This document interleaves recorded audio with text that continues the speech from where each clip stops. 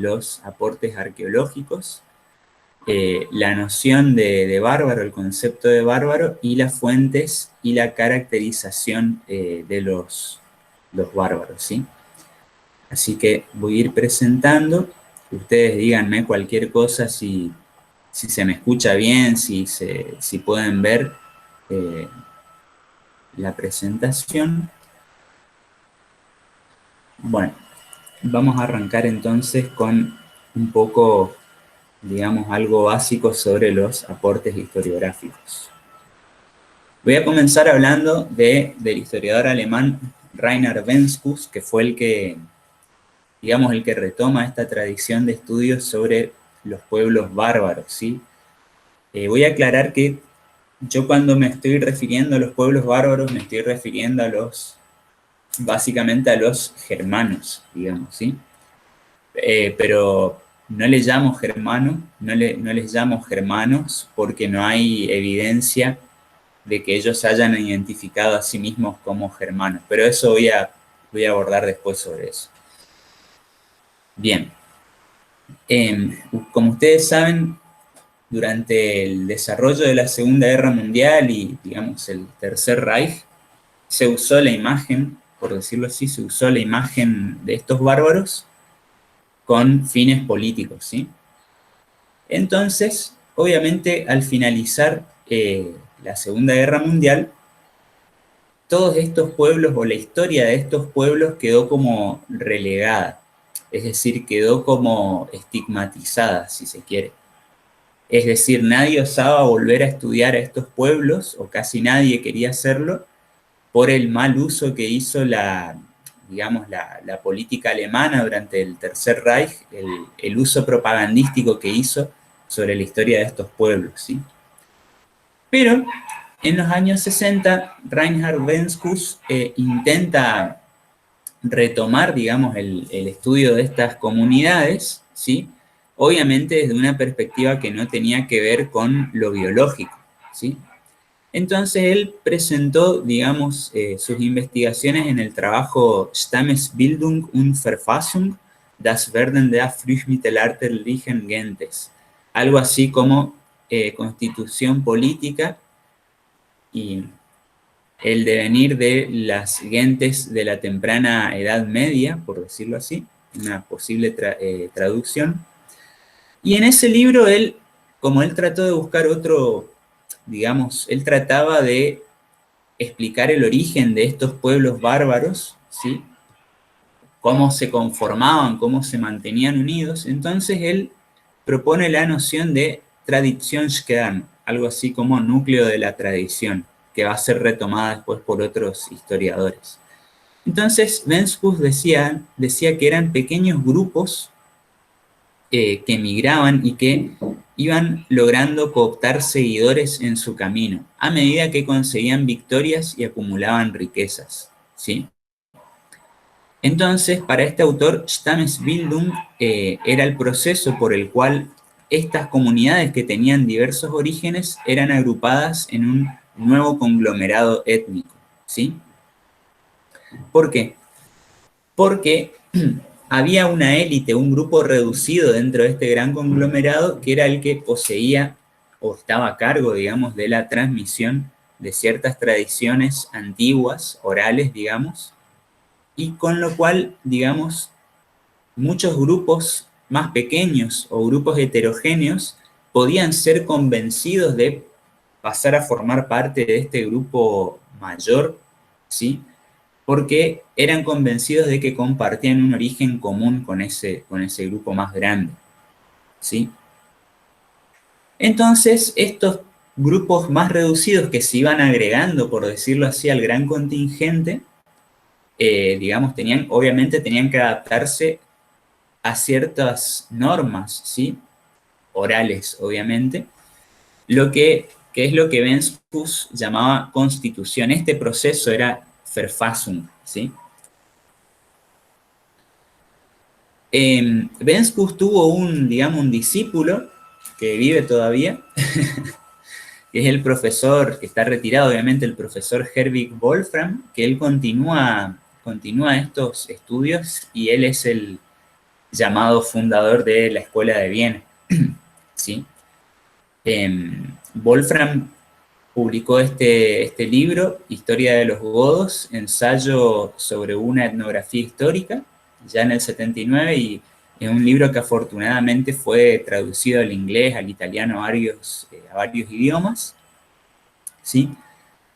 Y en este libro, Wolfram postula, digamos, postula algo que sería fundamental, que quizás hoy en la actualidad nos suene como obvio, pero para aquel entonces era como algo muy importante, que es que estos grupos que nosotros conocemos como germanos se encontraban en constante cambio y transformación a partir del contacto con otras entidades político-culturales, es decir, sobre todo a partir del contacto con el Imperio Romano. Porque nosotros siempre tenemos, por más que, digamos, por más que leyamos, investiguemos sobre el tema, siempre queda como esa oposición siempre presente entre bárbaro y romano. ¿Sí? Como que eran dos mundos totalmente separados, ¿sí? Y obviamente todos acarreamos esta concepción ya muy superada de que los bárbaros destruyeron Roma, etcétera, etcétera. Entonces, hago esta aclaración, ¿no? Porque a mí me pasó y sé que mucha gente viene con, digamos, con este mismo bagaje a partir de la cultura popular, por ejemplo, o de Hollywood, ¿sí? Son dos mundos que están siempre enfrentados. Entonces Wolfram lo que decía era que no, o sea, estos grupos estuvieron en permanente contacto con el Imperio Romano, no es que vinieron, aparecieron y de un día para el otro se les ocurrió ingresar al imperio, ¿sí? Aparte, esta es como una, digamos, es como un cambio con respecto a la teoría de Venskous, porque a Venskous se lo criticó mucho por esta cuestión de estos grupos reducidos de las aristocracias, digamos, de estos grupos no romanos, se lo criticó como muy elitista y como que él no hablaba casi del papel que tuvo el Imperio Romano en la influencia, el papel de influencia que tuvo en la formación de estos grupos, ¿sí? Y esto es lo que sí nos da a entender Wolfram, por ejemplo.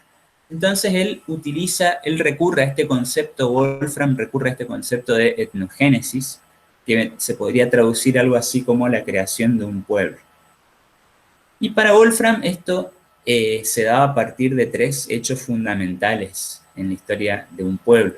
Es decir, primero, haber llevado a cabo una hazaña épica muy importante, como cruzar un río o ganar una batalla importante. El segundo es la identificación de un enemigo común. O sea, ustedes saben también que muchos de estos grupos, de estos pueblos, de estas comunidades, generalmente tenían sus conflictos internos, pero aparte tenían ciertas enemistades con otros grupos, ¿sí? En este periodo. Y el tercer aspecto es el cambio de culto. Bien, el discípulo de Wolfram fue Walter Pohl, que es el actual director o representante de la Escuela de Viena y es el director del Institut für Mittelalterforschung. Y Pohl lo que hizo fue tratar de aplicar estos preceptos al estudio de los ávaros. De ahí su tesis doctoral, Los ávaros, un pueblo estepario en Europa Central, que recién fue traducido al inglés, o sea, se publicó una traducción al inglés revisada y mejorada de esta obra hace un par de años, ¿sí? Es un libro bastante, bastante grande. Y Pohl tiene innumerables artículos y capítulos de libros, dirigió muchos proyectos.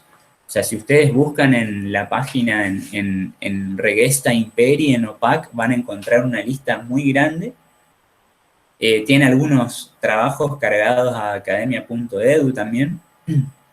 Es muy prolífica su producción, pero él básicamente va más allá de lo que trabajaron, digamos, Venskous y Wolfram, ¿sí? Y, por ejemplo, en uno de sus trabajos, él, digamos, desarrolla cuáles eran los criterios que los historiadores de la antigüedad tardía utilizaban para tratar de diferenciar a los pueblos bárbaros, ¿sí?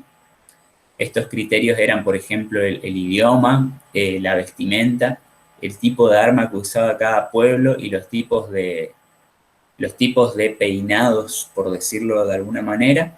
O sea, ahí vamos a tener digamos, desde el clásico nudo suevo hasta cabello largo de los francos merovingios, etc. ¿Sí? Todas estas cuestiones. Lo mismo con las armas. O sea, había historiadores de la antigüedad tardía como Jordanes que decían el godo luchaba con la lanza, etc. ¿Sí? No recuerdo ahora la descripción, pero como que en teoría cada grupo luchaba solo con un arma, ¿no? Bien. Paul va a decir que el pasado afectó a todas estas comunidades germanoparlantes y a los nombres, porque había una cuestión en cuanto a los nombres antiguos, ¿sí? Él va a decir que estas eran afirmaciones que tenían un contenido fuertemente ideológico, y esto es como una contracrítica que él hace, digamos, a la crítica que le hacen Walter Goffard y también sus seguidores, que ahora voy a hablar un poquito de Goffard. Entonces, Goffard lo que decía básicamente es que, por ejemplo, que estos relatos sobre los pueblos bárbaros tienen más un tinte literario, que es como que hay que desconfiar mucho de todo esto, que es obvio, tenemos que desconfiar de esta fuente, ¿sí? Pero Paul va a decir que esto no fue tan así, que no todo era puramente literario y que obviamente estos autores de este periodo tenían algo para decir, tenían una agenda política que seguían y que si decían estas cosas sobre los bárbaros, si escribían esto, era por un motivo. Y bueno, Paul lo que aplica ahora son los aportes de la sociología instrumental y de la antropología, sobre todo de las contribuciones de Frederick Barth, que sostienen que la identidad es una construcción de un grupo que un grupo de individuos puede aplicar, digamos, o que puede utilizar de acuerdo a intereses particulares. De ahí estos cambios de identidad, ¿sí?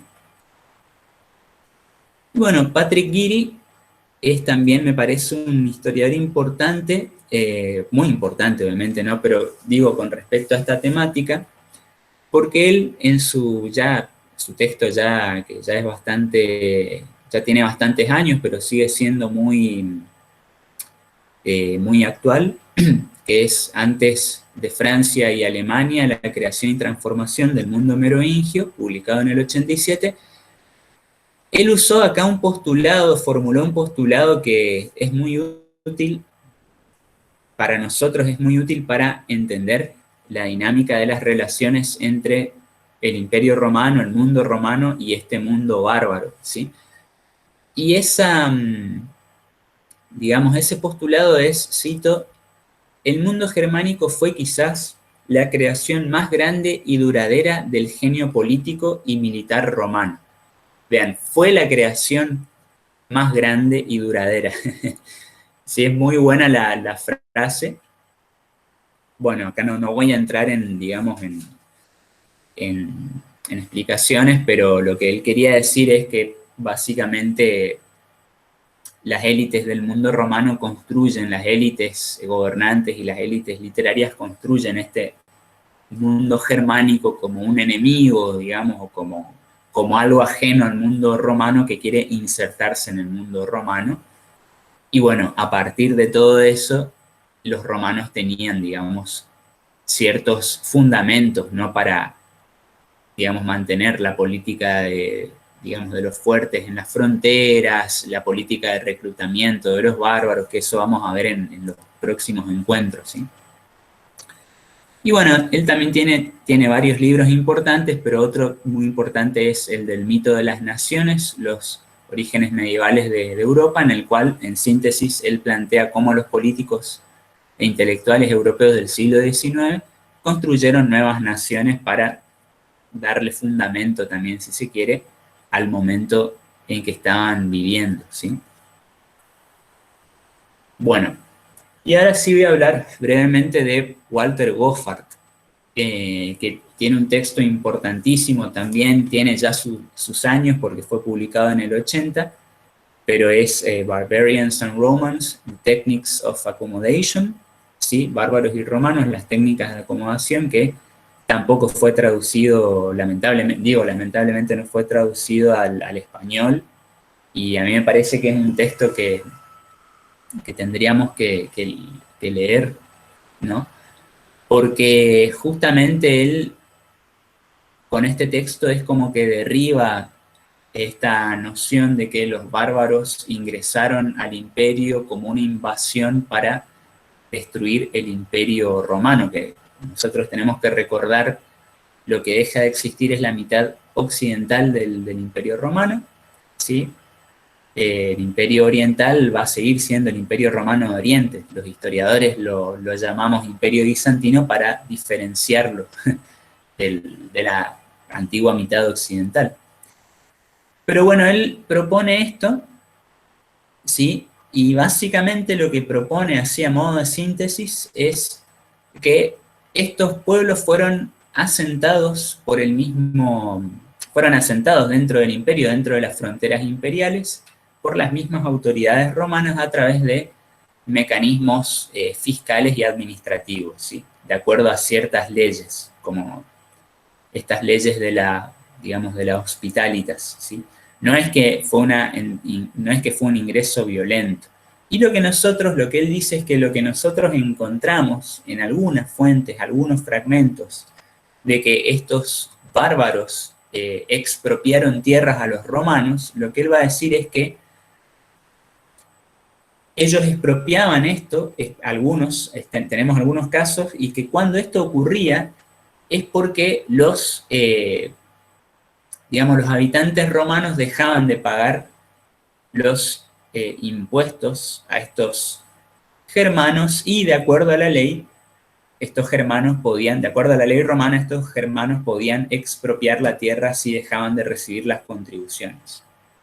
Entonces lo que él va a decir es que, en síntesis, estos pueblos son asentados, pero no se les dan tierras, dice él.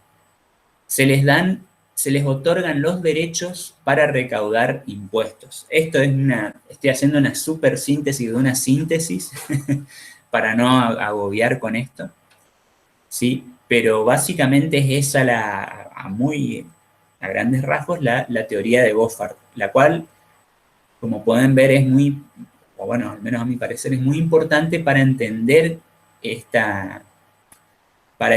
digamos, que este proceso que a nosotros siempre se nos enseñó, quizás en la escuela secundaria, no sé ahora cómo se estará dando, o que este proceso que lo vemos en la televisión, sobre todo, como decía hoy, en la cultura popular, acá vemos cómo son las mismas autoridades romanas las que, por una serie de circunstancias, ¿sí? Deciden proporcionarle estos derechos, deciden permitir el ingreso de estos pueblos a los territorios romanos a través de estos mecanismos, ¿sí? Bien, Goffard lo que va a decir que esta es una crítica hacia la Escuela de Viena es que no existía un ethos unificador ni un sentimiento de identidad compartida entre estos bárbaros, estos germanos, ¿sí? ¿Por qué? Porque él dice que no va a haber evidencia, ¿sí? Pero bueno.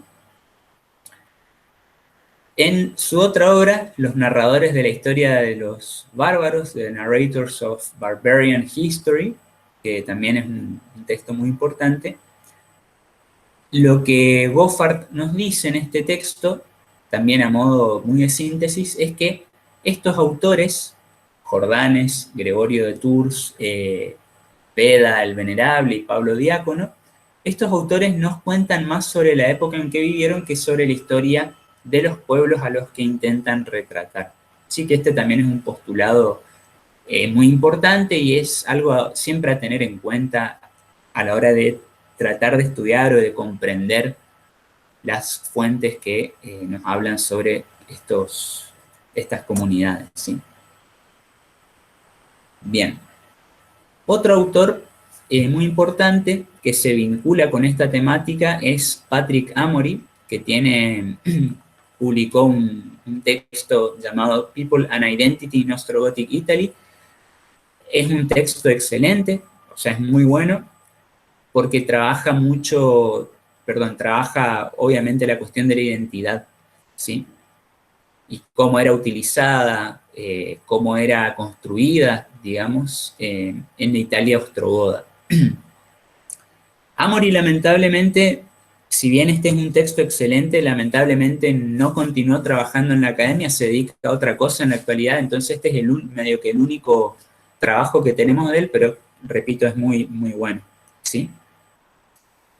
Por ejemplo, él nos va a decir que la etnicidad bárbara que nosotros encontramos en las fuentes era un tipo de identidad que estas comunidades que fueron adoptando, perdón, en el marco de la desintegración del imperio de Occidente. Y esta identidad, nos dice Amory, estaba constituida por papeles tales, no quiero decir roles, pero ahí lo dije, papeles tales como eclesiástico, soldado o administrador, y estaba sustentada en la visión etnográfica clásica de los bárbaros. ¿Y por qué hablo de la visión etnográfica clásica? Porque nosotros también, para entender las descripciones sobre los pueblos bárbaros, tenemos que remontarnos ya, si se quiere, a la época de Heródoto, ¿sí? En el siglo V antes de Cristo, porque muchos de los autores, de los escritores de la época del Imperio Romano tardío, no todos, pero muchos tratan de seguir la tradición de Heródoto y de Tucídides, por ejemplo, ¿sí? Es lo que un autor como Roger Blockley va a definir como la historia clasicista o los historiadores clasicistas del Imperio Romano tardío, porque, por ejemplo, en muchos de estos textos, a la hora de denominar a los godos, los autores intercambian, por ejemplo, el término godo con el de escita. Y el término escita es un término que ya aparece mucho tiempo antes, ¿sí? Pero de eso vamos a hablar después, pero les comento esto para que puedan entender, para que puedan comprender a qué me refiero con la visión etnográfica clásica de los bárbaros, ¿sí? Con todas estas descripciones, estos estereotipos, digamos, que son transmitidos a lo largo de los siglos.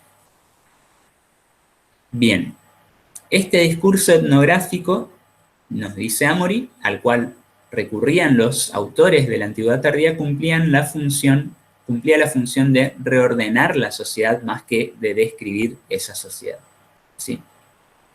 Entonces, Amory nos va a decir que, en relación al ejército ostrogodo y su identidad, es que era, digamos, un cuerpo militar muy heterogéneo, ¿sí? Va a haber disolución de la cohesión, si se quiere, y además estos grupos se integran con la población local en Italia. Entonces es muy difícil, nos va a ser muy difícil a nosotros tratar de definir quién era un ostrogodo y quién no. Hay, digamos, algún que otro parámetro, ¿no? Pero es muy, muy difícil, ¿sí? Saber desde nuestra actualidad, saber con precisión. Porque también la onomástica va a tener problemas, nos va a traer problemas. Es decir, a partir de la llegada y el establecimiento de los ostrogodos en Italia, con el tiempo, vamos a tener que muchos de estos ostrogodos van a adoptar nombres latinos o de origen latino, y a la inversa, muchos habitantes de la península comienzan a adoptar nombres de origen godo u ostrogodo, ¿sí? Entonces nosotros por la onomástica no podemos saber esto, no podemos con la onomástica, perdón, no podemos saber al 100% si un personaje era de origen godo o romano. Y con respecto a esto que les decía de la heterogeneidad cultural que había en el ejército ostrogodo, ustedes piensen que Teodorico el Grande se educó en Constantinopla, por ejemplo. Después él regresa a, digamos, a su lugar de origen para hacerse cargo del liderazgo, digamos, de estas comunidades. Y después él lleva a cabo una migración, lleva a cabo hay unos ciertos procesos en los cuales él negocia con Constantinopla. Él después, le estoy poniendo este ejemplo para que me entiendan, después Teodorico el Grande logra sumar a su contingente a los que habían sido los seguidores armados de otro jefe de origen godo, que era Teodorico Estrabón. Para colmo de nuestra confusión, también se llamaba Teodorico Estrabón. Y después, cuando van migrando a Italia también, digamos, es decir, este ejército ostrogodo iba reuniendo otros grupos militares, ¿sí? Otros grupos militares en los cuales también había soldados romanos. Por eso hablamos de una heterogeneidad. Si bien nosotros le decimos los ostrogodos para entender mejor esto y de una manera más sencilla, lo que quiero decir es que era un cuerpo muy heterogéneo, ¿sí? O sea, como les digo, había soldados romanos, había ostrogodos propiamente dichos, érulos, etc. Era este grupo que nosotros conocemos como los ostrogodos, por ejemplo, era un gran conglomerado de otros grupos, ¿sí? Para que espero que se haya entendido, después igual lo vamos a ver con mayor detalle. Bueno, en otro autor, quedan creo que 2 autores más nomás, después seguimos con algo más interesante. Otro autor muy, pero muy importante para entender el periodo de las migraciones es Guy Halsall, ¿sí? Historiador británico. Una de sus obras es Settlement and Social Organization, the Merovingian Region of Metz, ¿sí? En la cual él estudia obviamente a las familias merovingias a través de la arqueología también, y él nos va a decir que estas familias estaban en constante competición, o sea, estas familias de la aristocracia franca estaban en constante competición, y esa competición, por ejemplo, se reflejaba en los entierros y en el ajuar, porque él lo que nos va a decir que en toda esta ceremonia del entierro, estas familias aristocráticas tenían que hacer un gran despliegue para demostrar cada una su superioridad sobre la otra, y no solo que había un despliegue, digamos, un despliegue de imágenes, sino también lo que colocaban en la tumba del difunto, ¿sí? Armas, etcétera, vestimentas, armas, ¿sí?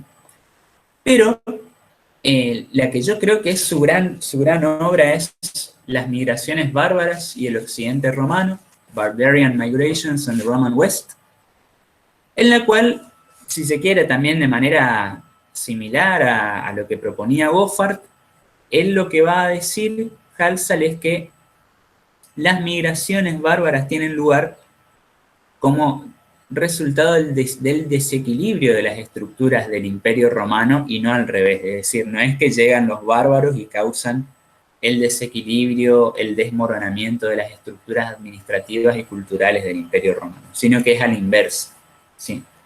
Esto, muy a modo de síntesis, es un texto excelente. Se tradujo al español, no recuerdo por qué editorial está, pero acá en el país no se consigue, sé que se lo puede comprar por internet, sí, ya fue, hace varios años fue publicado.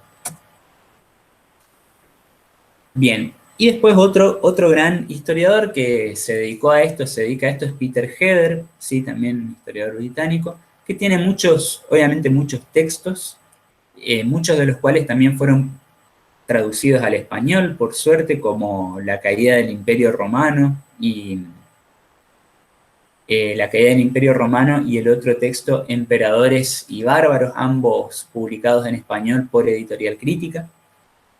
Pero la que fue su digamos, su gran obra fue la versión en libro de su tesis doctoral, que es la primera que aparece acá, Goats and Romans, ¿sí? 332-489, en la cual, bueno, él también nos habla de esta cuestión de que estos pueblos que nosotros conocemos, digamos que tuvieron, que aparecen, digamos, en este periodo de las grandes migraciones, eran grandes contingentes de guerreros libres, nos va a decir él, que iban acompañados de mujeres y niños, ¿sí?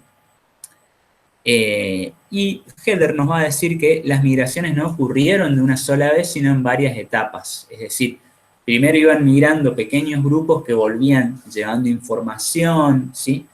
Después grupos un poco más grandes se acercaban a la frontera romana, llevaban a cabo incursiones, volvían con botín, con información, etcétera, y así se iban, en teoría se iba motivando a lo que estos procesos de migración de estos pueblos, ¿sí?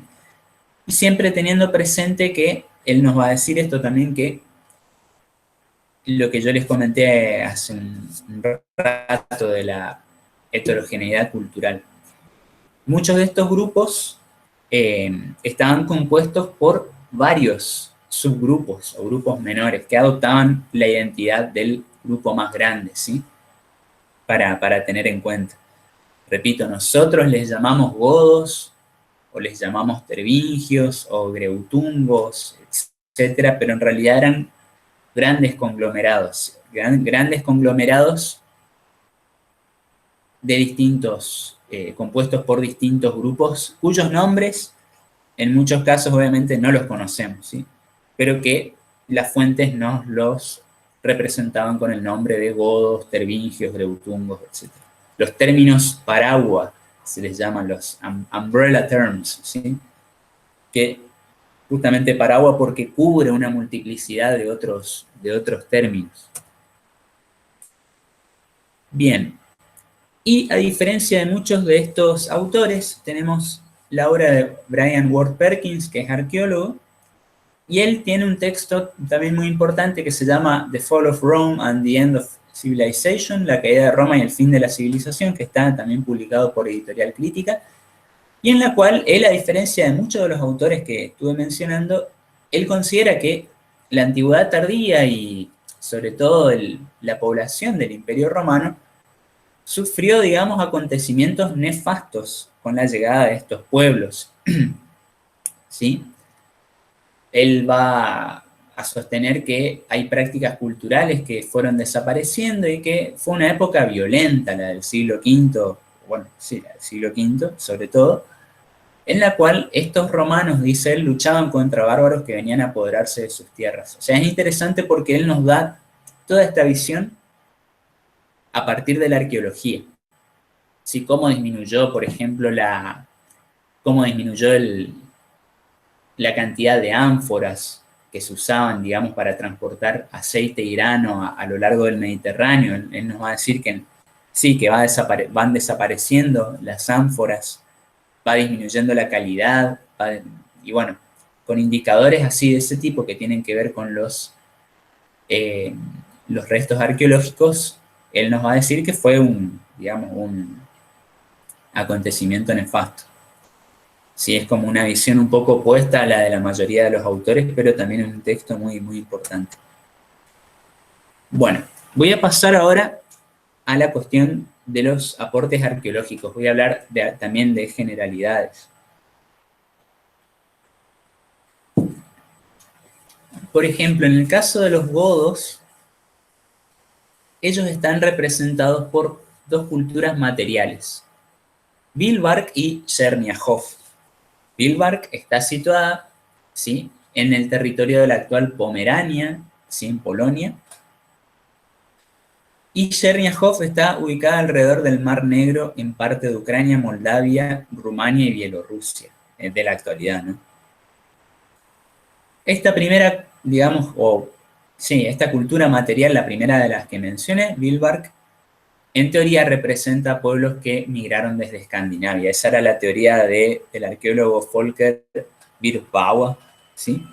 Y Cherniakov en teoría desplaza a esta cultura, abarcando un mayor territorio a la cual le corresponderían los dacios, carpos y sármatas. Esto todo es en teoría, ¿sí? Ya voy a explicar por qué.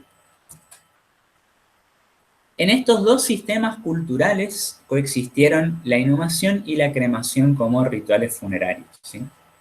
Es difícil distinguirlos en ese sentido, pero Chernihiv sí se diferenciaba en la cerámica y en las viviendas.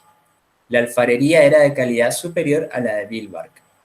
Incluso era similar a la alfarería romana. Los espacios habitacionales, nos dice Peter Heder, se caracterizaron por las chozas hundidas o semi-hundidas que en alemán reciben el nombre de Grubenhäuser.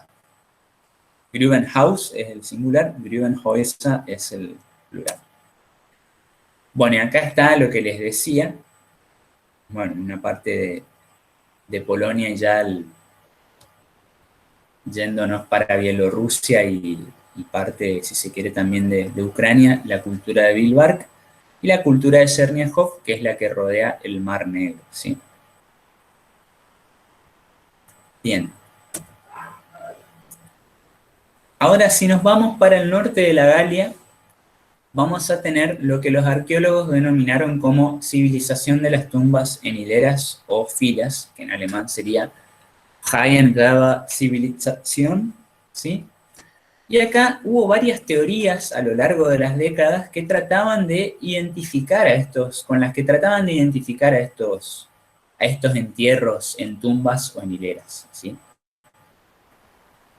Joachim Bernhard decía que es posible hallar las costumbres, los orígenes de estas costumbres funerarias merovingias en el último tercio del siglo IV hasta la mitad del siglo V. Recuerden que estamos hablando del norte de la Galia, ¿sí?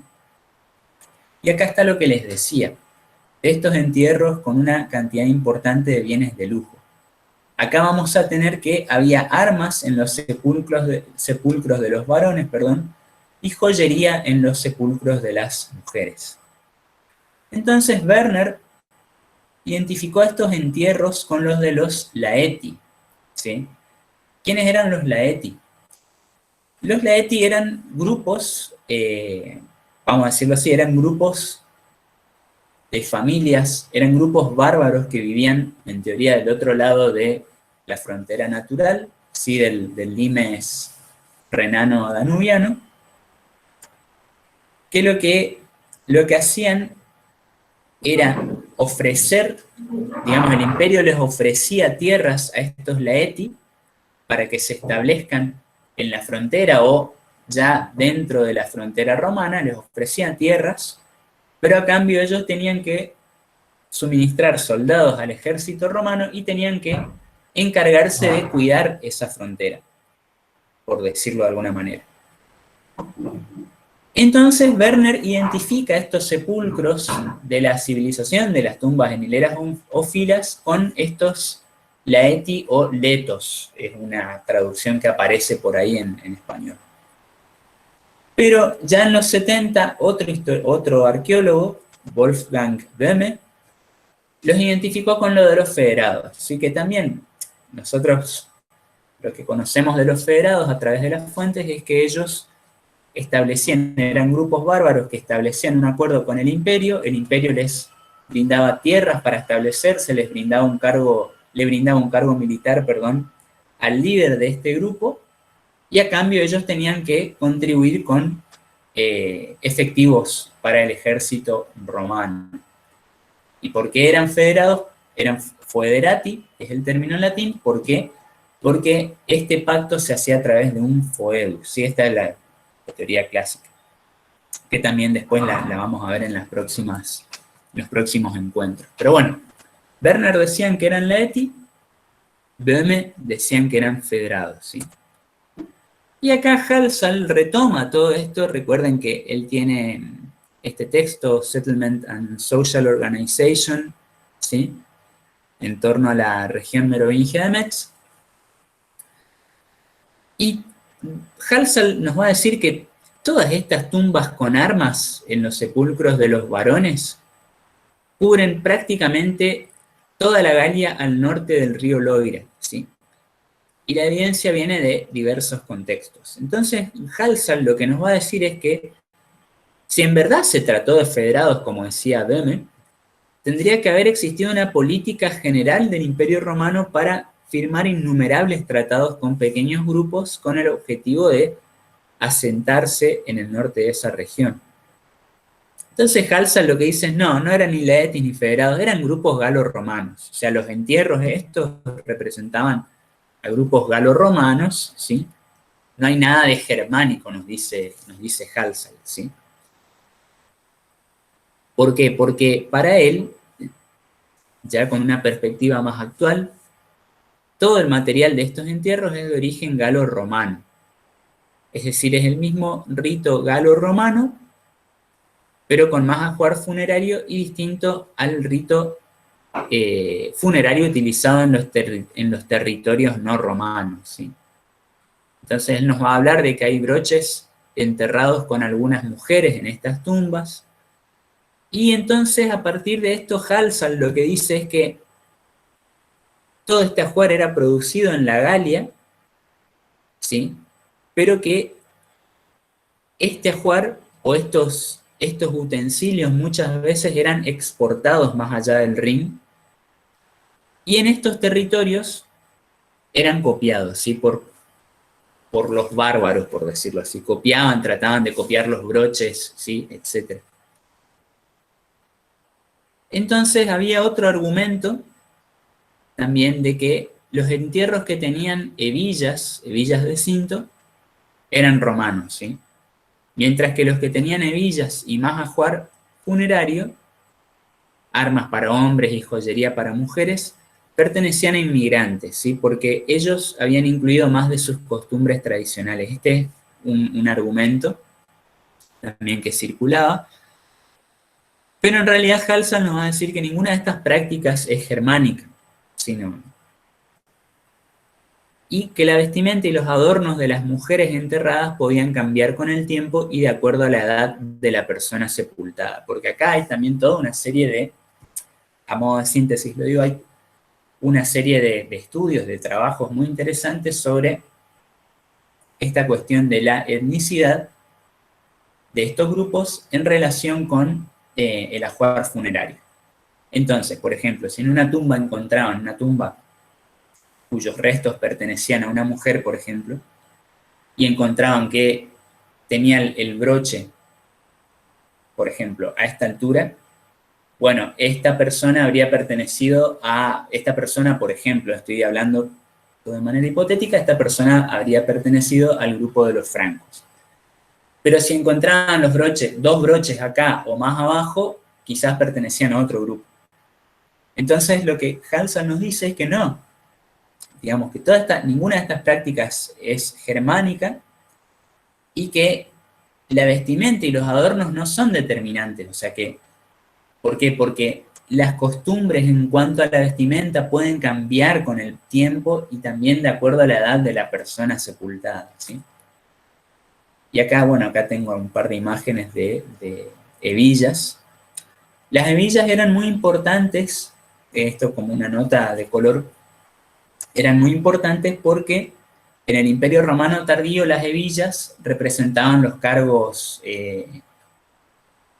administrativos y los cargos militares, ¿sí? Entonces, obviamente, muchos de estos pueblos copiaban estos modelos también de villas, a raíz, obviamente, del contacto que experimentaban con la cultura romana, puesto que servían en el ejército romano como federados, ¿sí? Bueno, estos son algunos de los broches, ¿sí? Son los famosos broches en forma de ballesta, que le llaman. Bueno, entonces vamos a tener una mezcla de ritos, inhumación y cremación de todo tipo. Y como les decía, este enterramiento con bienes no muestra una migración, sino una competición por el estatus. Como les decía, había en estas ceremonias de entierro, había un despliegue, ¿sí? Y aparte había una audiencia. y con lo cual obviamente si había una audiencia había un lenguaje simbólico. Era una competición política. ¿Sí? Bien. Pero lo que Halsall nos dice que es muy importante es que sí puede ser que ciertos tipos de broches, por ejemplo, ciertos tipos de broches usados de una manera particular, en un tipo particular de pueblo o comunidad y en un contexto particular, sí podrían haber tenido una connotación étnica. O sea, él no descarta esto del todo, pero dice que, obviamente lo que nos va a entender es que hay que ser muy precisos con esto, ¿sí?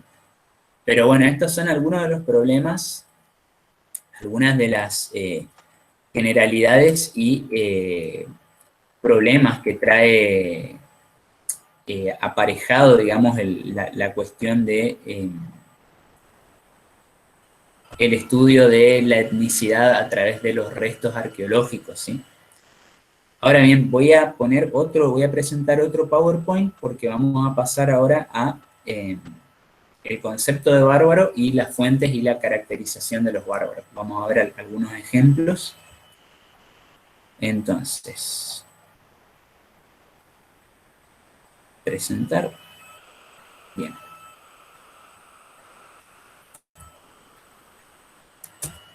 Bueno, nosotros normalmente, a mí siempre me gusta usar estas imágenes porque normalmente tenemos la imagen del bárbaro, como siempre digo, a través de la cultura popular o de Hollywood o los cómics, etcétera. Tenemos esta imagen del bárbaro salvaje, enorme, con mucha constitución y vestido con pieles. Bueno, ahí tenemos los ejemplos, el clásico ejemplo es el de Conan el Bárbaro, digamos, ¿no? O también como les decía, en la cultura popular, ahora a partir de, o a través de los videojuegos, por ejemplo, o en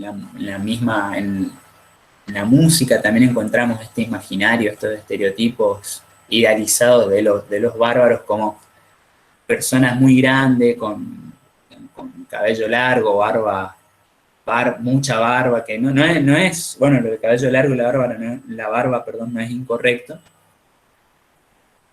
pero así que andaban casi con poca indumentaria, etcétera, ¿sí? También es un imaginario que circuló mucho en los 80s, ¿sí?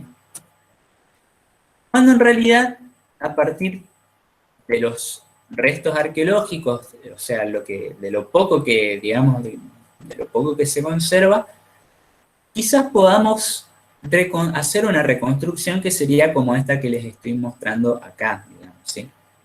Estos en teoría digamos, son guerreros godos del siglo IV, ¿sí? Que ven que, digamos, pueden ver el cinturón, la hebilla, acá hay un broche para sostener la capa, etc. Sí, o sea, la imagen real habría diferido mucho de lo que eran, obviamente, en la realidad, ¿sí? Ahora, por ejemplo, hago un paréntesis, ahora también está esta serie nueva, Barbaren, ¿sí? Que también no quiero entrar en polémicas, pero también obviamente hay una imagen muy estereotipada de estos germanos que eran libres, etcétera, etcétera. Pero bueno, obviamente las series tienen otro objetivo, las series y los films tienen otro objetivo, no buscan hacer historia, obviamente, ¿no? Pero hay que tener cuidado por ahí cuando... O sea, cuidado en el sentido de que tenemos que ser críticos cuando vemos estas producciones y no creernos todo lo que nos muestran. Pero bueno, no voy a entrar en detalles. Bien, la noción de bárbaro surge alrededor del siglo V antes de Cristo. Eran los griegos los que lo utilizaban, se utilizaban el concepto barbaros, pero en realidad lo usaban no de manera despectiva, sino para trazar una frontera lingüística entre griegos y pueblos que no pertenecían a su sistema cultural. A grandes rasgos, los extranjeros, ¿sí? Por decir. A grandes rasgos, ¿sí? ellos daban a entender de que aquellos que tenían, que no contaban con ciertas cualidades, como por ejemplo hacerse entender, era poco inteligente y por ende era un bárbaro. En ese viejo texto viejo pero muy buen texto de Moses Finlay, Finlay decía que como los griegos no comprendían los idiomas de estos otros pueblos y solo entendían bar, de ahí los llamaban bárbaros, ¿sí? Bárbaros. Si nosotros avanzamos un poco en el tiempo, vamos a tener que Polibio describía a los galos como poco organizados, aunque dotados de gran bravura para el combate, y ya hacia el siglo I el siglo I antes de Cristo, el término comienza a ser utilizado de una manera más peyorativa y ya digamos, lo que nosotros conocemos como barbarie empieza a ser asociada a la falta de conocimiento y carencia de civilización. Nosotros siempre tenemos que tener en cuenta que estas comunidades no sabían que eran bárbaras o germanas, ¿sí? Es decir, los bárbaros no se designaban a sí mismos con esos nombres. Son nombres que aplicaban los romanos, ¿sí? De hecho, está casi aceptado que el término germano aparece con Julio César y su comentario de la guerra de las Galias, digamos, ¿no? O sea, no. Y, por ejemplo, Tácito va a hablar, digamos, de ciertos pueblos que, como no conocían, digamos, que utilizaban el ámbar, pero como no se cuestionaban acerca del origen del ámbar, de cómo surgía, entonces eran unos bárbaros, digamos, ¿no? Como no indagaban acerca de eso. Por ejemplo. Bueno, el problema con las fuentes para el estudio de los bárbaros es que son escasas, son fragmentarias, la gran mayoría, por no decir todas, fueron redactadas por autores pertenecientes al ámbito cultural grecolatino, es decir, sus textos se insertaban en esta tradición clásica, por lo general, ¿sí? que yo les comentaba, con lo cual persistían ciertos estereotipos, ¿sí? ¿Por qué? Porque muchos de estos textos buscaban entretener, ¿sí? Es decir, había audiencias para las cuales estos estereotipos tenían cierta relevancia o querían escuchar sobre estos estereotipos y querían escuchar sobre la cultura elevada que tenían los romanos, por ejemplo, ¿sí? Muchas de estas fuentes también presentan anacronismos en determinados casos, que es lo que yo les decía, con la aplicación de términos muy antiguos, ¿sí? Todavía en un contexto en el que obviamente estos grupos bárbaros eran distintos, es decir, nosotros vamos a encontrar que ciertos autores siguen, como les decía, aplicando el término escita, en un contexto en el que estos escitas quizás ya no existían, o mejor dicho, no, ya no existían, ¿sí? O habían cambiado el nombre, o se habían fusionado con otros pueblos, ¿sí? Pero es por ponerle un ejemplo.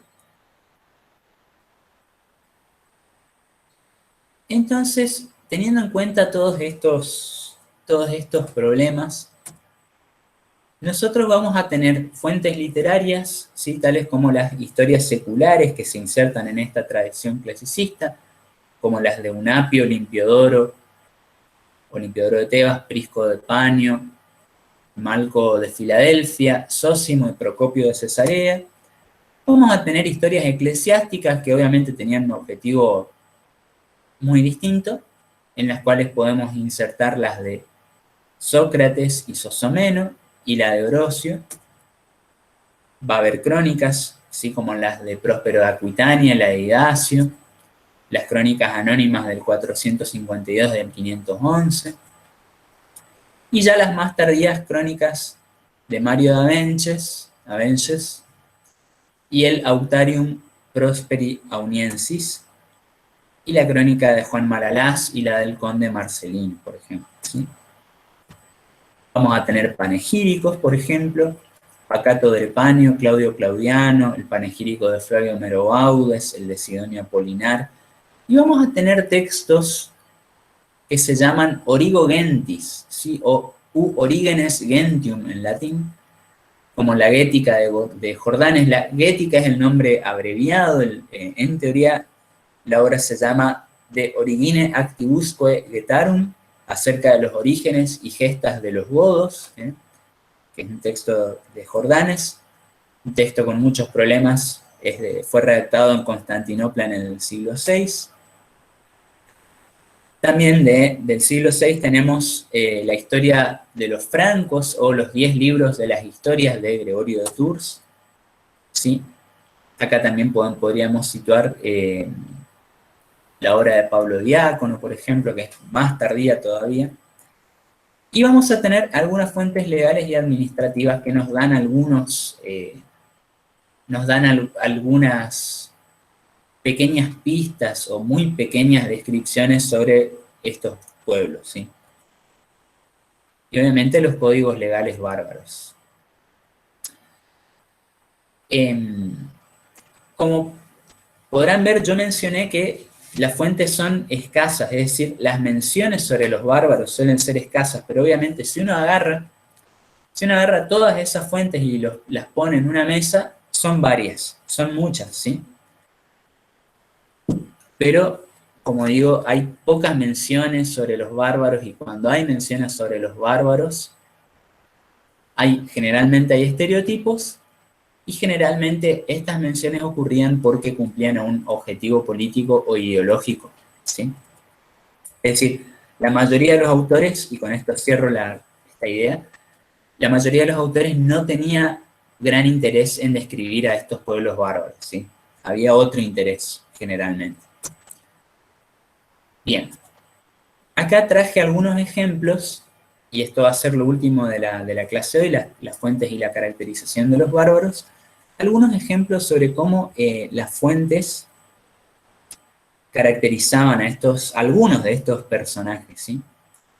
Por ejemplo, Sosomeno en su Historia Eclesiástica nos dice que, hablando de Gainas, que Gainas fue un personaje de origen godo que logró ascender en la jerarquía del ejército romano, y se mandó a llamar a sus compatriotas, los godos, desde sus propios hogares para que vinieran a los territorios de los romanos, ¿sí? Zósimo, que escribió un tiempo después, ¿sí? Y también es una obra que tiene varios problemas. Zósimo retrata a Gainas y retrata su comportamiento. Habla de la codicia bárbara que tenía Gainas y de su furia bárbara, ¿sí? Otro personaje que es como el opuesto a Gainas, que es contemporáneo de Gainas y que era también un godo que servía como oficial en el ejército romano, es Fravita, o pueden encontrar como Fravitus o Fravitas o Fravitón, incluso depende de la traducción. Zósimo, por ejemplo, utiliza la figura de Fravita como el contrapuesto a la de Gainas, ¿sí? Dice que si bien era un bárbaro por nacimiento, era un hombre bueno y un general capaz. Zósimo lo llama bárbaro en una sola ocasión, pero no de modo despectivo, como es este caso, ¿sí? Y Zósimo afirma que Fravita dejó huir a Gainas porque ambos pertenecían al mismo pueblo. Esto era la típica echarle la culpa a los bárbaros, como que porque ambos eran godos o bárbaros simpatizaban, digamos, ¿no? Bueno, otra figura que aparece en nuestras fuentes es Radagaiso o Radagaisus. Zósimo va a decir, por ejemplo, cito, cayendo sobre los bárbaros sin advertencia, destruyó completamente su fuerza entera. Apenas si escapó alguno, excepto por unos pocos que él aceptó como auxiliares. Acá Zósimo está hablando de Estilicón, que Estilicón es otro personaje así ambiguo, si se quiere, sea, es un militar romano, pero con origen, con ascendencia bárbara. Y acá Zósimo nos está hablando de cómo derrotó a Radagaiso, ¿sí? Radagaiso es un personaje, un jefe godo del cual sabemos muy poco, pero que básicamente llevó a cabo una invasión en el 405. Quiso invadir Italia con sus seguidores godos y fue vencido por Estilicón. Bueno, acá hay un fragmento en latín de Orocio, que van a ver que dice repentino ímpetu totam inundavit Italiam, o sea, de manera repentina invadió toda Italia, ¿sí? Y bueno, habla de que fueron 200.000 godos, ¿sí? Una cifra enorme, muy grande, ¿sí? Y acá nos habla de que tenía costumbre bárbara y que era escita. Acá está lo que les decía, ven, Orocio está aplicando este término. Era pagano y escita, ¿sí? Y en otro fragmento, cuando fue vencido por Orocio, la ventaja de la obra de Orocio, o de Orocio, mejor dicho, en relación a la invasión de Radagaiso, si se quiere, la ventaja, es que Orocio es un contemporáneo de este acontecimiento, ¿sí? Aunque él no estuvo en Italia, él vivió en esa época, ¿sí?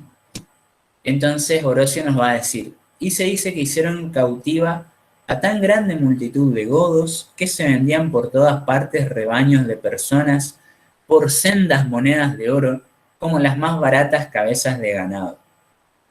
Bueno, si el fragmento continúa, no importa. Y la crónica gálica del 452, que es más tardía, es una crónica anónima, obviamente tiene muchos problemas historiográficos, sobre todo en cuanto a la autoría. La crónica esta nos dice, sobre Radagaiso y su invasión, nos dice, una salvaje tempestad de movimientos bárbaros yacía sobre Italia, ya que Radagaiso, el rey de los godos que va a devastar Italia, atravesó la frontera. Sidonio Apolinar nos va a hablar de otra figura que es Ricimero, ¿sí? En su panegírico al emperador Antemio, nos va a decir que Antemio, por ejemplo, tenía envidia de que Ricimero sea proclamado emperador de dos reinos, puesto que por parte de padre era Zoe y por parte de madre era Godo, ¿sí? Ricimero fue uno de los últimos militares de origen no romano que se desempeñaba en lo que quedaba del imperio de Occidente, participó en muchas intrigas, depuso a varios emperadores. En la perspectiva del historiador John Michael O'Flynn, fue uno de los últimos generalísimos, ¿sí? Por esta cuestión, ¿sí? De que designaba y eliminaba, por decirlo así, emperadores a su gusto. Y en la crónica de Juan de Antioquía vamos a tener este fragmento. Ricimero se alzó en hostilidades contra el emperador Antemio, que era el emperador legítimo de Occidente, y aunque se casó con su hija Alipia, libró una guerra civil dentro de la ciudad que duró 5 meses. Tanto los que participaron de la autoridad como la multitud se situaron del lado de Antemio, pero las huestes de sus compañeros bárbaros se quedaron con Ricimero. La guerra civil había afectado a Roma por 5 meses enteros hasta que los que estaban alrededor de Antemio se rindieron a los bárbaros y dejaron a su gobernante indefenso, ¿sí? Enodio de Pavia, escribiendo más tarde, ¿sí? Nos dice que Ricimero era un ferocísimo gueta. Este es otro término algo antiguo, ¿sí? Y Enodio de Pavia también nos va a decir de Ricimero que era un godo cubierto de pieles, es decir, dice, por amor a la paz común, se está refiriendo al emperador Antemio, por amor a la paz común, puso la propia hija entre los presentes que era necesario dar a un godo cubierto con pieles, ¿sí? Bueno. Bueno, acá tengo otro ejemplo, creo que me estoy pasando de la hora un poco, pero tengo otro ejemplo de los godos de Tracia, ¿sí? Que aparecen en el fragmento 49 de Prisco, que también son caracterizados como godos o como escitas, ¿sí?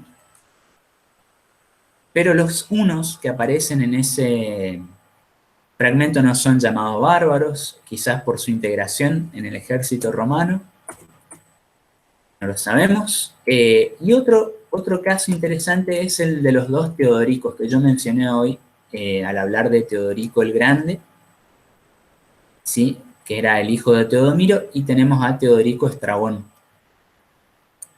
Esto aparece en los fragmentos de Malco de Filadelfia, ¿sí? Que en el fragmento 18 este autor no utiliza el calificativo bárbaro para referirse a estos líderes o a sus adherentes. ¿Por qué podría ser eso? Quizás por la integración a las estructuras culturales romanas. Pensemos que Teodorico, como les dije, Teodorico el Grande fue educado en Constantinopla, y Teodorico Estrabón era uno de estos líderes godos que negoció en incontables ocasiones con los emperadores de Constantinopla, siempre tratando de buscar un acuerdo que lo beneficie a él y a sus seguidores, obviamente. ¿Sí? Y bueno, acá tenemos la figura de Clodoveo, ya yéndonos, digamos, a lo que son los francos, dejando un poco de lado los godos. Gregorio de Tours, en su historia de los francos, caracteriza a los francos como bárbaros, ¿sí? Pero, por ejemplo, Gundebaldo, que fue un rey burgundio, pese a que ejercía el credo arriano, que no le era agradable a Gregorio de Tours, este Gundebaldo, por ejemplo, no es caracterizado como un bárbaro, ¿sí? Y en el libro segundo, en el capítulo 38 de la obra de Gregorio de Tours, tenemos la aclamación de Clodoveo en la ciudad de Tours, en la cual Gregorio lo describe a Clodoveo vestido a la manera de un oficial romano, usando la túnica, el clamis y la diadema. De cualquier manera, hay que tener cuidado con esto, porque Gregorio de Tours dio a conocer esta obra hacia el final del siglo VI y está relatando un acontecimiento que ocurrió alrededor de 90 años antes de eso. ¿Sí? Así que no sabemos de dónde lo sacó, no sabemos dónde sacó esta información, ¿sí?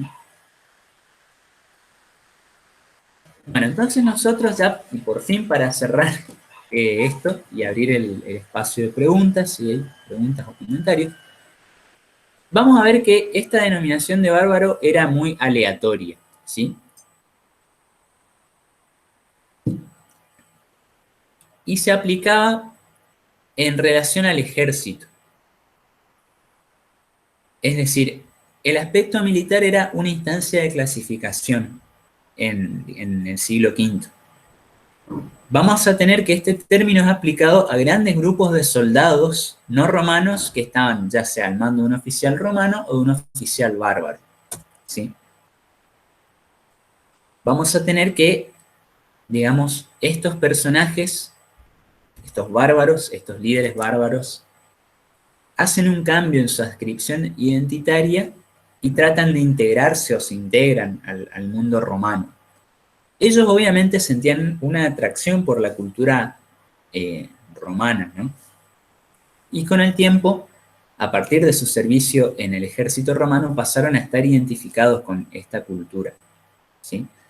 Por eso estos factores, la integración de estos pueblos, van a influir en la percepción que los autores de la época tenían sobre los mismos bárbaros. Y por eso, en ciertas ocasiones, estos autores no los llaman bárbaros, ¿sí? O no los llaman bárbaros de manera despectiva, pese a que incluso en algunas ocasiones llevaron a cabo acciones contrarias a los ideales del imperio. Obviamente, sí aparecía este término utilizado de manera despectiva cuando estos grupos trataban de llevar a cabo una acción negativa contra el imperio y fracasaban. Ahí tenemos el caso de Gainas, Tenemos la invasión de Radagaiso, por ejemplo, ¿sí? Aparte, es como que el estatus de estos líderes va a tener que ver también, creo yo, con la caracterización que hicieron los autores del periodo. Por ejemplo, cuando hay grupos y contingentes que nosotros, a raíz de la lectura de las fuentes, podemos inferir que no estaban completamente integrados a las estructuras romanas, ellos sí eran calificados como bárbaros, ¿sí? Lo opuesto ocurría cuando era un contingente o una gens que sí estaba más integrada, sí estaba más influenciada por la cultura romana, que es como ocurrió con los visigodos, por ejemplo. ¿Sí? Todo esto nos habla de las intencionalidades específicas de los autores, que era lo que yo les decía hoy. ¿Sí? Básicamente, los textos de estos autores van a influir indirectamente en el reclutamiento de contingentes bárbaros para el ejército romano tardío. Esto lo vamos a ver igual en más detalle en las próximas clases, o sea, como parte del impacto de las migraciones en el Imperio Romano tardío. Bueno, acá está lo que yo les decía de la ideología de los discursos del siglo IV, ¿sí?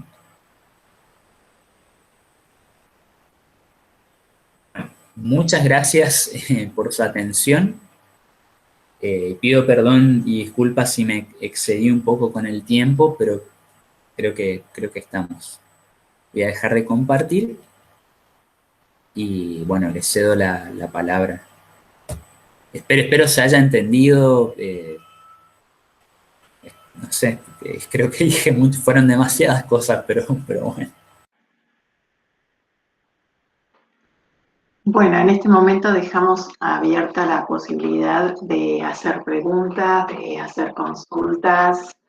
Si alguien tiene dudas, quiere volver sobre algún tema, sobre alguna explicación, tienen la posibilidad. Eh, Abren el micrófono y pueden pedir la palabra por el chat y yo las voy cediendo, así no nos mezclamos. ¿Eh?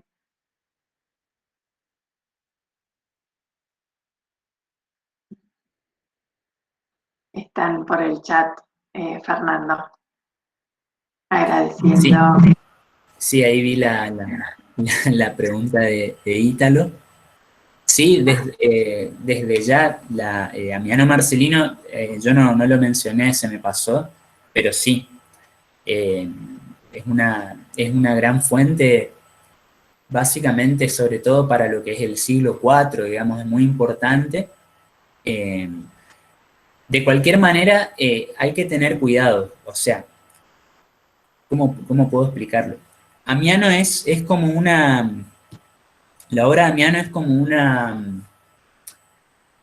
es bastante, también como todas, es problemática, pero tiene la ventaja, si se quiere, de que muchas de las descripciones de lugares que da Amiano Marcelino eh, coinciden con lo que los investigadores, los arqueólogos encontraron. O sea, las descripciones de los paisajes, de los lugares que él da, son muy precisas. Entonces, es como que se tiene en cuenta que lo que él escribió fue bastante fidedigno. Obviamente en las descripciones de las batallas y eso, obviamente mete ciertos, ahí añade ciertos tópicos de la historiografía clasicista que yo mencionaba, ¿sí? Pero igualmente con lo de los bárbaros, nosotros podemos utilizar las descripciones de él, pero siempre teniendo mucho cuidado porque Amiano fue un ferviente partidario de la religión pagana romana, y él justamente, él quería que Roma vuelva a esa grandeza de antes. Entonces, Amiano estaba en contra de la política de integrar a los bárbaros en el imperio, de usarlos en el ejército, y estaba en contra, obviamente, del accionar de los emperadores cristianos, ¿sí? O sea, Amiano fue un ferviente partidario de Juliano el Apóstata, y por eso tenemos que tener cuidado con estas descripciones, porque él, ahí, perdón que lo diga así, pero ahí salta como su subjetividad, su prejuicio al hablar de los bárbaros, ¿sí? Pero, no obstante, podemos utilizar con cuidado, teniendo en cuenta todas estas cuestiones, podemos utilizar las fuentes, la fuente, la historia de Damiano, que es muy rica también en detalles, pero siempre teniendo en cuenta que estaba digamos, este tamiz, ¿sí? Sí, yo creo que son muchas de las caracterizaciones que él utiliza son heredadas de estos autores anteriores, digamos. Pero hay un texto muy importante que es de John Matthews, ya tiene sus años, pero es el The Roman Empire of Ammianus, el Imperio Romano de Ammiano, y que, bueno, es una investigación a fondo sobre este autor. Obviamente hay más material, ¿no? Pero me acuerdo de eso, sí. Bueno, vamos a darle espacio entonces a Tomás, que quería hacer una consulta primero. Vamos Sí. a ir por turno, ¿sí? Si querés abrir el micrófono, Tomás. Sí, ahí lo abrí. Hola Fernando, ¿cómo estás? Tenía una consulta sobre el periodo de antigüedad tardía. ¿Desde cuándo se puede considerar este periodo y hasta cuándo lo consideras como un periodo que sigue este periodo? ¿Te referís al periodo de las migraciones? ¿Hasta cuándo sería? Sí, de la antigüedad Antigüedad tardía. tardía. Bueno, la antigüedad tardía, sobre la antigüedad tardía nosotros tenemos varias fechas varias fechas que varían, digamos, ¿sí? Algunos historiadores van a hablar que la antigüedad tardía comienza, eh, digamos, ya con el siglo III y se extiende hasta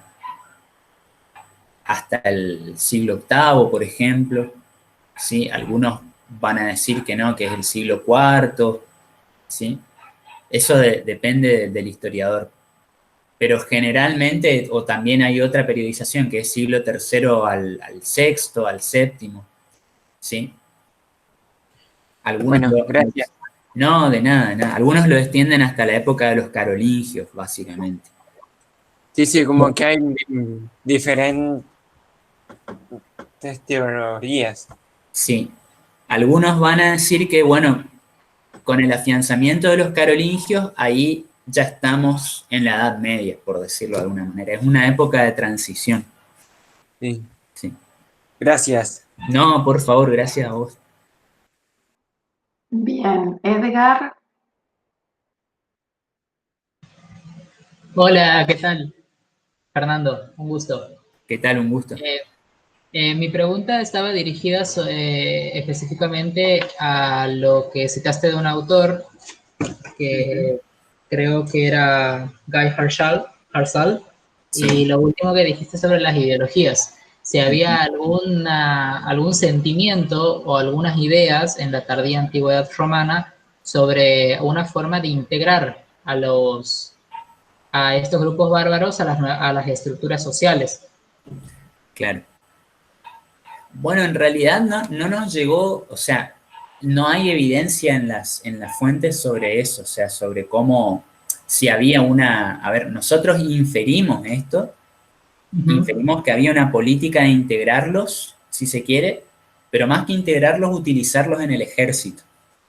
¿Sí? Es como, en síntesis, es como que al imperio no le queda otra que recurrir a la mano de obra militar de los bárbaros, porque en teoría era menos costosa y porque, como nos dicen las autoras Pat Southern y Karen Dixon, nos dicen que había escasez de reclutas romanos, por decirlo de alguna manera, en el siglo V, porque muchos fueron a trabajar a la burocracia que se había expandido mucho, y en teoría, con todas las usurpaciones que hubo entre fines del siglo IV y comienzo del siglo V, había una escasez de reclutas romanos. Había deserción, esto está en las leyes del Código Teodosiano también. Entonces, es como que recurrían a los bárbaros, pero es como que de a poco nosotros vamos a ver que en el siglo IV, fines del siglo IV, Teodosio, el emperador Teodosio, todavía recluta a los bárbaros y los integra como foederati, ¿sí? Como grupos reducidos. Pero conforme van pasando las décadas, ya en el siglo V vamos a ver que el imperio recluta ya un gran contingente de bárbaros y lo usa para luchar contra otros contingentes. Es como que lo que yo pude ver a través de las fuentes es que, Querían darles una utilidad. claro, les dan una utilidad, pero cada vez vamos teniendo menos mención de un ejército romano, ¿sí? O sea, las fuentes van mencionando constantemente, se envió a los visigodos para luchar, para luchar contra los suevos, vándalos y alanos en la península ibérica, se envió a los visigodos para luchar contra este otro grupo, o después tenemos Flavio Aecio, venció a los visigodos que querían situar Arles, por ejemplo, venció a los visigodos utilizando a los hunos. O sea, ya cada vez hay menos menciones, no quiere decir que no haya existido más el ejército romano, ¿no? Pero cada vez nos es más difícil. Pero, repito, esto uno lo infiere a través del análisis, no es que había o no llegó a nosotros, ¿no? Un plan de acción para cómo integrar a estos grupos, digamos, al Estado romano. No hay un plan explícito, eso es lo que quiero llegar, digamos. Y Claro. muchos de estos autores, lo que yo hablaba de la ideología es que, no todos, pero muchos,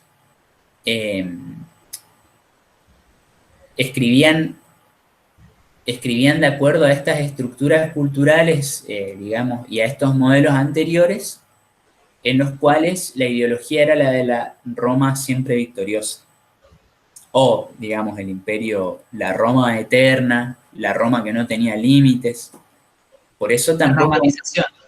claro, por eso tampoco vamos a encontrar en las fuentes, nunca vamos a encontrar descripciones precisas sobre la frontera del Imperio Romano, dónde terminaba el Imperio Romano, porque eso iba en contra de la ideología.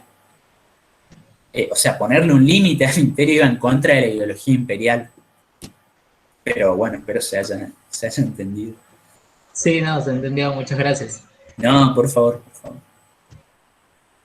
Bien, Nicolás, ¿querés hacer tu consulta? Acá está un poco lo de la frontera que mencioné recién también. Sí. Se están volviendo a dedicarse. Bien, y está Fernando Rossini. Sí. Con respecto a la pregunta de Fernando, sí, desde ya, digamos, en esta etapa de las migraciones en teoría esa era la organización o ese es el concepto que utilizan los historiadores para tratar de explicar cómo se organizaban estos pueblos que iban migrando, pero ahí entra también ahí podemos, digamos, comprender esto también con las teorías de Wolfram, digamos, de Venspus y de Wolfram, de que al ir migrando, estos grupos se iban enfrentando con otros e iban añadiendo a los que vencían, los iban incorporando, digamos, a su pueblo. Y estos grupos que eran incorporados pasaban a formar parte de la historia más prestigiosa de este grupo, más grande, digamos. Y con respecto a a esta cuestión de las fronteras, no entiendo bien la pregunta, pero nosotros al estudiar este periodo y también al comprender, al analizar la historia de los bárbaros la historia del Imperio Romano tardío e incluso la historia de los reinos posromanos, del reino visigodo, del reino franco, tenemos que tener en cuenta esta cuestión de la frontera. Que quizás ellos hayan sabido, digamos, dónde terminaban sus dominios, seguramente, pero esto no aparece delimitado en las fuentes, ¿sí? Esto no está ni en el Código Teodosiano, ni tampoco está en las leyes visigotorum, ¿sí? En la ley visigoda no aparece nunca. En la ley visigoda hay algunos, que ya es más tardío obviamente, pero para que me entiendan, hay algunos pasajes, algunas leyes que mencionan cuestiones relacionadas con la frontera, por ejemplo, que se va a penalizar a quienes rompan o quiten los hitos que demarcan la frontera, pero nunca dicen dónde está esa frontera, nunca dicen dónde termina. No sé si me explico, el reino visigodo. Esto cambia, obviamente cambia con el tiempo, ya con la llegada de los musulmanes en el caso de España, y ahí sí ellos empiezan a delimitar, ahí empiezan a especificar porque tienen que llevar a cabo este proceso de recuperar las tierras, ¿no? Pero bueno, es para que tengan en cuenta esto de la frontera. La frontera era una cuestión muy permeable, y si bien en el limes renano-danubiano había una cadena de fortalezas, de fuertes, en estos fuentes se comerciaba con los bárbaros, había intercambio, o sea, alrededor de estos fuentes habían ciudades pequeñas, ¿sí? ¿Por qué? Porque había que abastecer a los fuertes de artículos, ¿sí? De primera necesidad. Y muchos soldados vivían en proximidad de su familia, o sea, eran comunidades cada uno de estos fuertes y se constituían en comunidades, y entonces la frontera era algo como muy permeable, ¿sí? Nosotros, y con esto cierro esto de la frontera, en muchos de los mapas que tenemos en los manuales, en los textos, siempre nos muestran, o casi siempre, la frontera del Imperio Romano, una línea de puntos, como si fuese un mapa actual, ¿sí? Pero en realidad no funcionaba así la frontera del imperio, o el limes, ¿sí? Pero bueno, hay un atlas, uno de los pocos atlas que tiene esta información en las referencias, es el de Ditchburn y McCain, creo que era, o McClain, no me puedo acordar el apellido del otro autor, pero es el Atlas de Ditchburn, Atlas de la Europa medieval, que ellos ponen en las referencias. La frontera que aparece delimitada no está totalmente, ¿cómo se diría? No está totalmente, la descripción de la frontera no es totalmente certera, o una cosa así ponían en las referencias como para decir, bueno, pero bueno, espero se haya entendido, creo que me fui de manos con esto. No sé si hay otra pregunta.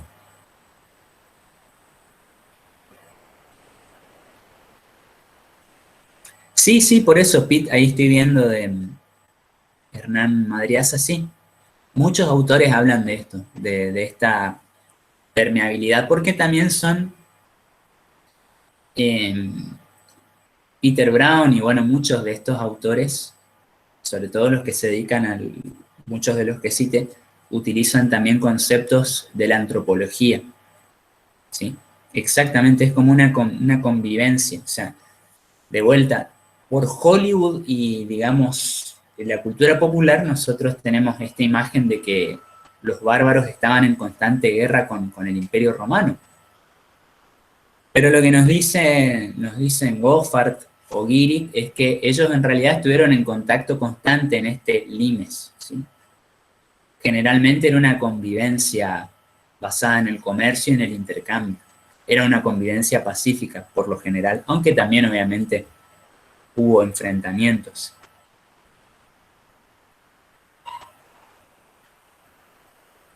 Bien, hay una pregunta en el chat de Nicolás Berg. Habla sobre la actualidad, si existe alguna relación con este periodo de las migraciones y pensar en nuevas fronteras, dice.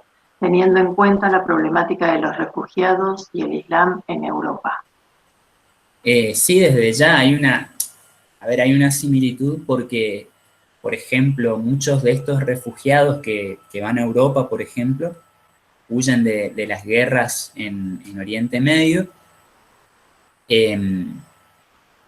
Nosotros, por ejemplo, tenemos la teoría de que los bárbaros migran, y esto lo vamos a ver la clase siguiente, los bárbaros migran en teoría porque son expulsados de sus hogares de orígenes por los hunos. Esa es una teoría clásica que sigue teniendo vigencia.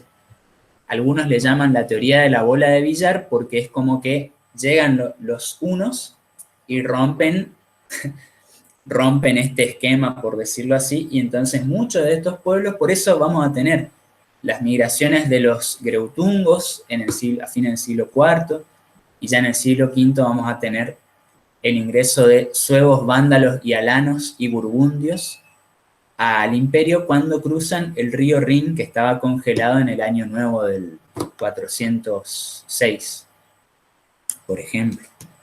¿Sí? Por eso hay algo de relación, si se quiere, con eso. Así como esta gente está huyendo, lamentablemente, por esta serie de guerras y enfrentamientos en Siria y en sus hogares de origen, bueno, acá también, en teoría, migran en parte por eso. ¿Sí? Y si considero que la llegada de los musulmanes a la península ibérica, yo no puedo meterme a hablar mucho de eso porque es un tema que no lo manejo tanto, pero lo que sí voy a decir, que es porque lo escuché a un especialista, Santiago Palacios, es que cuando los musulmanes llegan a la península ibérica, también obviamente hubo enfrentamientos digamos, con el reino visigodo, pero gran parte o una parte importante de la anexión que hacen los musulmanes se da a través de los pactos de capitulación, ¿sí? Que, digamos, muchos aristócratas visigodos deciden no enfrentarse y deciden permitir, por decirlo de alguna manera, que los musulmanes vayan anexionando sus territorios. Esto lo estoy diciendo, repito, yo no soy especialista en musulmanes ni en España musulmana, por eso remito a otras fuentes. Es lo poco que puedo decir, digamos, y no quiero opinar mucho por eso. Bien, no sé si estas manitos levantadas significa que quieren hacer algún aporte.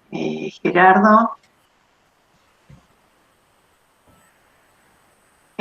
O si no, tenemos a Eduardo, que tiene una pregunta todavía. Bien. Sí, Fernando, sí. Lo que te quería preguntar, esto que vos hablas de los hunos, Sí. ¿cuál es la diferencia, digamos, de estos pueblos, ¿no? Tipos como los hunos u otros pueblos que arrastraron a estos otros pueblos. ¿Y qué es lo que hace que, por ejemplo, los hunos, no sé, llegando a las puertas de Roma, no son los que se quedan, sino estos otros pueblos? Sí.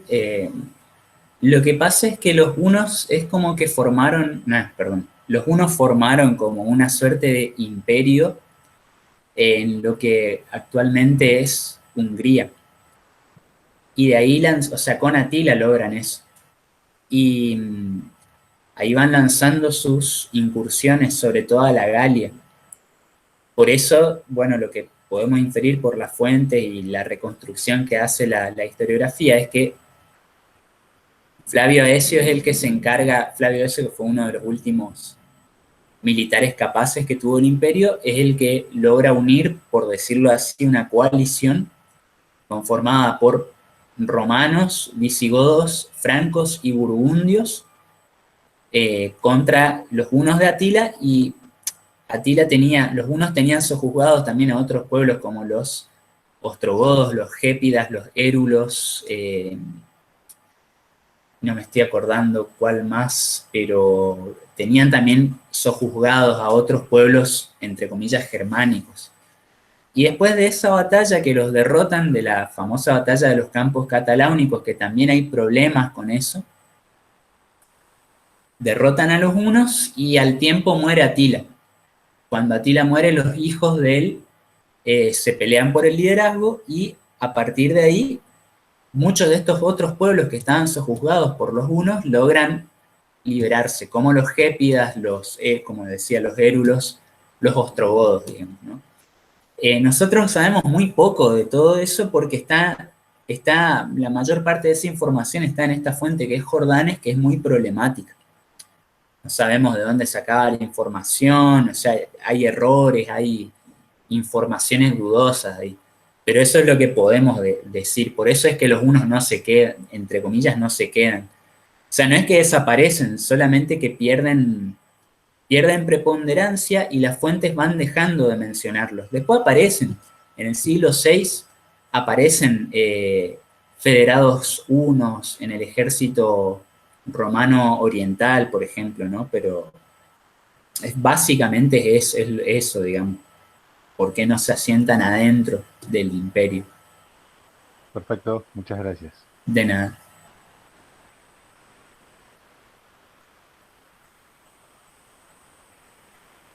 Bueno, muy bien. Si no hay más preguntas, entonces vamos a hacerles la invitación para el miércoles que viene a las 11 de la mañana, entonces, para continuar con el curso. Y bueno, si allí nuevamente ha surgido alguna cosa, podrán preguntar y bueno, seguir adelante entonces con esto, si les parece. Bueno, muchas gracias. Hasta el miércoles. Hasta Gracias, el miércoles, Gerardo. entonces. Nos vemos, Fernando. Hasta el miércoles. Nos vemos. Muchas gracias a todos por estar aquí. Hasta luego. Muchas gracias por estar.